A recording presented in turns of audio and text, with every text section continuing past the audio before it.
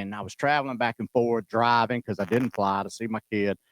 And Mike on a Friday afternoon, I've never really told the story a ton, but Mike walked in and on a Friday after the show, and he said, "Hey man, take this envelope home, check it out, and see what you think." Ratings were great. Yeah. You know, we were killing it. Bonuses, you know, it was just insane. And so I went and played golf at Feather Sound that day.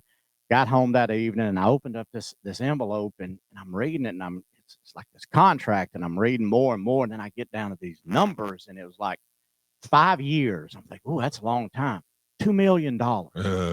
I went, "Oh, let me reread that again." I've just been offered a 5-year deal, you know, with everything included in excess of $2 million. And I start screaming and yelling. I'm thinking I'm rich. Oh, dear God, I've done it. I called my buddies down in Georgia. I said, "Fly down. We fixing to get it on for the weekend." Well, they all came down. I stayed in my house. I had a house. I just bought a house in Feather Sound. And then all them guys went home.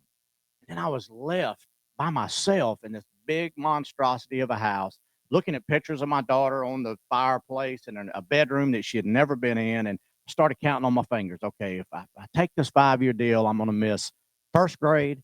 I'm going to miss part of second grade, third grade, but I will be getting back around the fourth grade. And you got to really consider that stuff. Dude, and I would lay in my bed at night. Honest to God, I know it's not funny, but I'll never forget as long as I live. I'd lay in my bed at night and I say, "God, look, I got a couple hundred G's over here in this account. And here's what I'm willing to do. I'll give it to the homeless shelter. I'll give it to the church or whatever. If there's any way you can get them to move that daddy-daughter dance back about a month so I can make it home."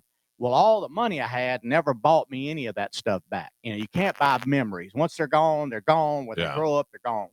And so I took that envelope that morning before I went into work, and I wrote on the outside of it, "Dear Caitlin, you're worth more than what's inside this envelope."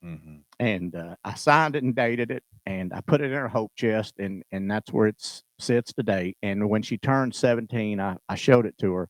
And she says, "Damn, Dad, we could have worked something out." Idiot. Yeah. Man, you know, I'm in a Chrysler 200E, and I could have been in a Beamer or something. Are you kidding me?